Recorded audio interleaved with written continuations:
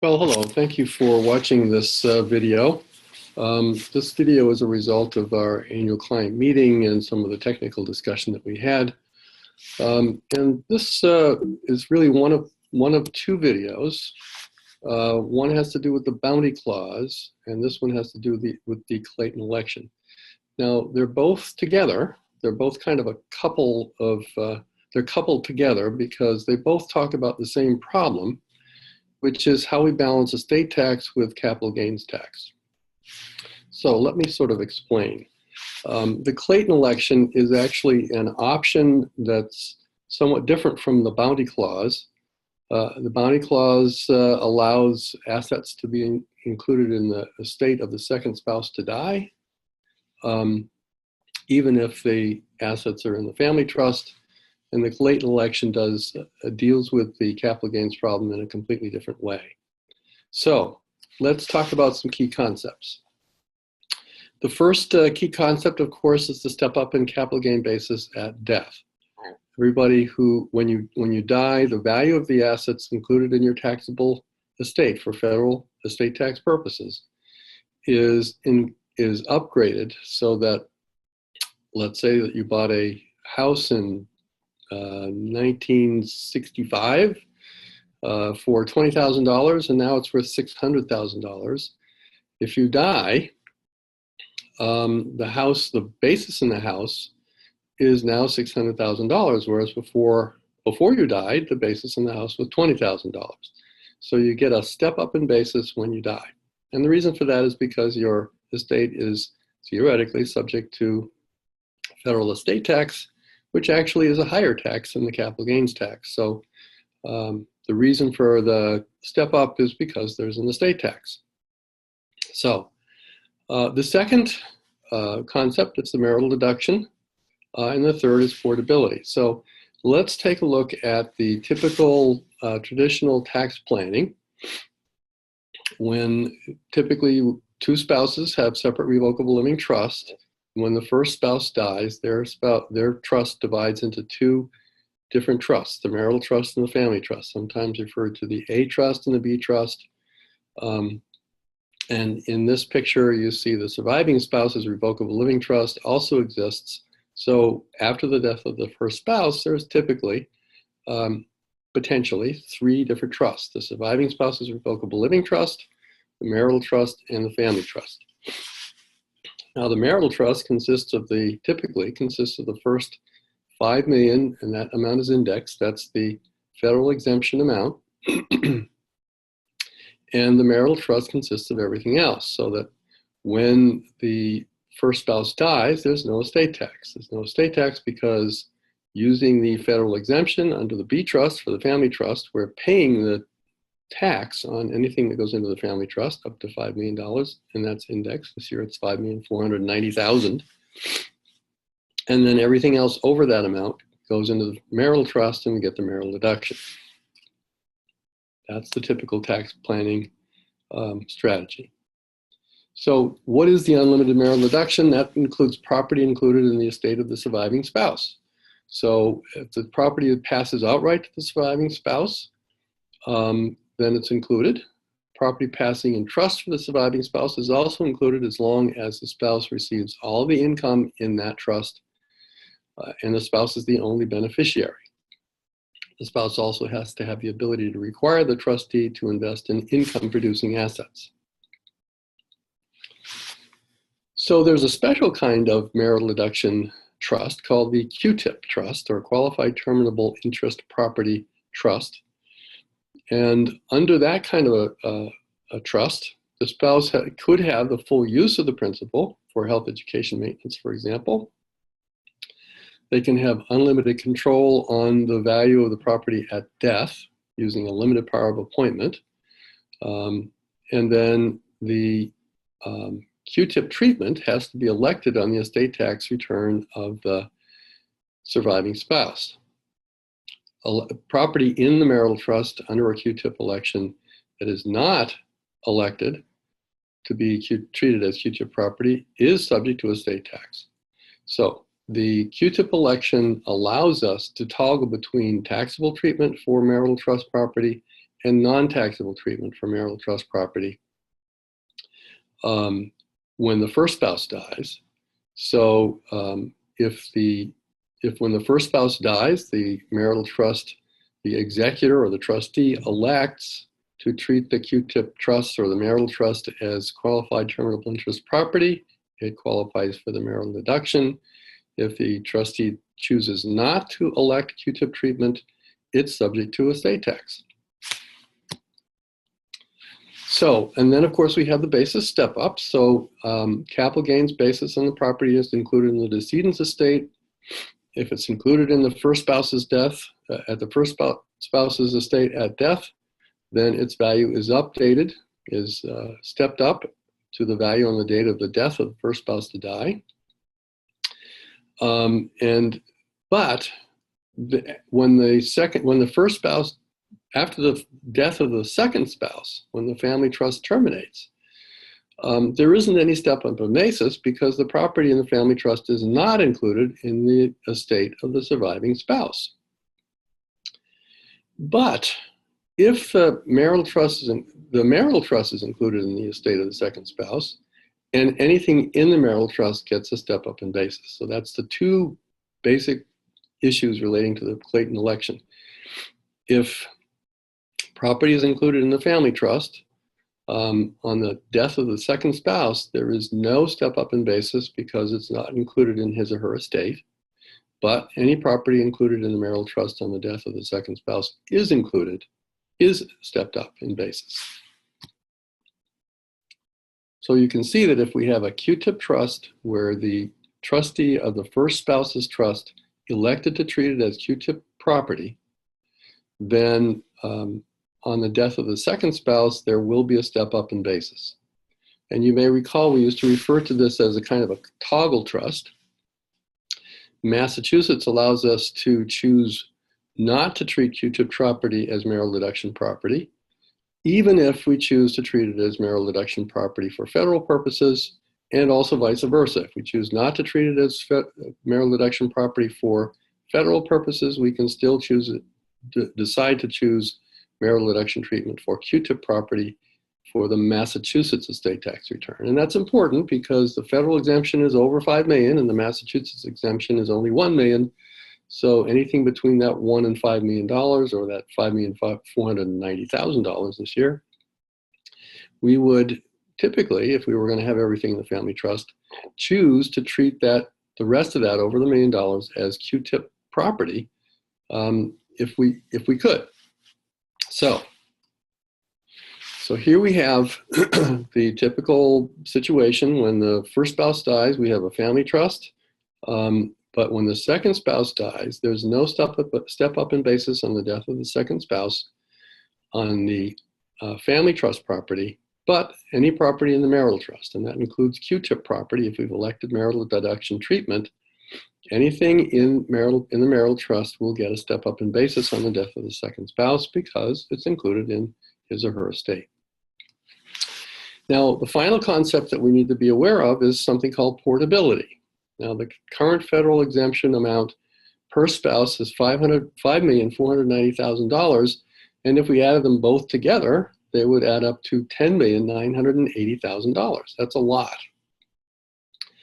And the federal exemption amounts increase with inflation so quickly, as a matter of fact, that it's hard to keep up with them even if your assets are growing. So most estates now have less than the combined federal exemption amount, and that allows the estate tax system, the federal estate tax system, allows us to transfer the deceased spouse's unused exemption amount, or DSUE, to the surviving spouse. So in other words, if the first spouse to die has a $3 million estate, they've got $2,490,000 of unused exemption. So we might have the $3 million in their estate in the family trust and apply the exemption amount to it, but we still have $2,490,000 that we haven't used, and it used to be that if we didn't use it, we lost it. But because of portability, we can elect by filing the federal estate tax return, even if there's not one due. If we file a federal estate tax return, we can elect to transfer that unused exemption to the surviving spouse. and that's called the DSUE or DSU. So here's what the Clayton election does. In Article 8, where the formula is to decide how, on the death of the first spouse, how we're going to deal with marital deduction and taxation of their estate, the Article 8 formula directs all property first to the Q-tip marital trust.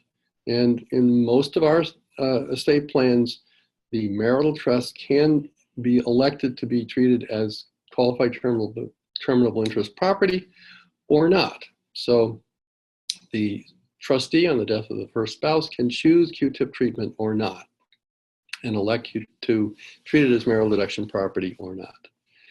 So Article 8, instead of saying everything goes to the family trust first and everything over what's in the exemption amount in the family trust goes to the marital trust, it does exactly the opposite. It directs everything to the marital trust, with some exceptions, like life insurance on the second spouse to die, and also some retirement accounts. But everything else would be directed to the marital trust, and the trustee elects Q-tip treatment for all of that property, or some of that property, or none of that property. And if the trustee does not elect Q-tip treatment for property in the marital trust, it automatically passes to the family trust. So in other words, the trustee, the successor trustee who's administering the estate, can choose whether something appears in the marital trust or in the family trust simply by choosing Q-tip treatment or not. Just to repeat, everything goes into the marital trust unless the trustee decides not to elect Q-tip treatment for some, all, or none of the marital trust property. I'm sorry, it goes into the family trust if some of the property or none of the property gets elected Q-tip treatment. So, and if the trustee does not elect Q-tip treatment, the property passes to the family trust. So you can see that the result of that is that it is possible that everything that is in the first spouse's trust at the time of death could end up in the marital trust. So, with some exceptions. But that's the essential purpose of the Clayton election. It's to allow the trustee or the executor to choose to put everything into the marital trust. So, what does that mean? Well, that means that in our typical diagram here, we're not going to fund the family trust, except for those specific types of assets. Everything ends up in the marital trust. So what happens then is that when the second spouse dies, they have chosen, they have whatever the first spouse's executor or trustee has chosen to transfer in terms of DSUE to the second spouse. So that means that on the death of the second spouse, all that property in the second spouse's estate gets subject to whatever is left of their exemption amount and the exemption amount that's unused from the first spouse. So if the first spouse didn't use any exemption amount, the second spouse could end up with an estate as much as $10,980,000 and still have no tax. So that's the purpose of the Clayton election. It allows all of the first spouse's exemption amount to be used by the second spouse to die. And as a matter of fact, much of the tax-driven recommendations of traditional estate planners now is to use the marital deduction on the first spouse's death, file an estate tax that elects the DSU treatment to be transferred to the surviving spouse, and then use all of that exemption at the death of the surviving spouse. So what does that mean? Well, with the bounty clause, we don't do that. We have the typical provision that says everything up to the $5,490,000 goes into the family trust. But we have the special provision that allows on the second spouse to have a power of appointment over some of the property in that family trust so that it gets included in the second spouse's estate. Whereas using the Clayton election, everything gets included in the second spouse's estate and nothing gets included in the first spouse. So when we use the Clayton election, it's very likely that there will be no family trust. Well, what does that mean? That means that all those beneficiaries of the family trust, other than the surviving spouse, don't really get the benefit of any of the property during the life of the surviving spouse. The only beneficiary of the marital trust is the surviving spouse. So it maximizes the step up in basis on the death of the second spouse. So there's no capital gains again at the death of the second spouse if we sell the property immediately after the second spouse's death. But during the second spouse's lifetime, there are no assets for the benefit of the other beneficiaries who would have that benefit, who would be the beneficiaries of the family trust. Family trust just doesn't get funded. So the family trust, however, allows beneficiary flexibility, so we can have more than the surviving spouse as a beneficiary. And there are slightly greater personal protections. See the Fan and Steel case, which we talked about at the annual client meeting. But the correct design depends a lot on the family goals and the type or amount of assets that you own. So, for example, in a situation where a husband and wife are married for the second time and have children from the first marriage, they're likely to want to have the children from the first marriage have the benefit of property in the marital trust, in the family trust, during the life of the surviving spouse. So on the other hand, if the Clayton election is used, those children of the first spouse to die get basically disinherited during the lifetime of the second spouse. And if you give the second spouse the power to appoint the property away from them, they could be disinherited entirely. So with the marital trust, we only have one beneficiary. There's not as much flexibility in who we can provide a benefit for from the trust. But we certainly get that step up in basis. The family trust gives us the problem that we may not be able to get all the step up in basis that we want, because of course, if the surviving spouse lives a long time, there may be property in the family trust that has no step up in basis at the time of the second spouse's death. So the family could inherit property that has a very low basis, and if it gets sold, they end up with capital gains. So the correct design depends a lot on your family's goals and the type of assets that you own. And that is why we suggest that if you want to consider changing the traditional marital deduction formula to using the Clayton election, and you would do that if capital gains are really important to you, then you probably need to come in to talk to me about it and what would be best in your situation, depending on what your assets are and what your plan looks like. So please feel free to contact us if you want to have further discussion. Remember, the first call allows you to call me anytime you want for a relatively short conversation. It's not a full consultation, and you're certainly welcome to come in for a consultation. Thank you very much. I appreciate your having watched this video. Please feel free to call us if you have any questions, and we'll be very happy to discuss them with you.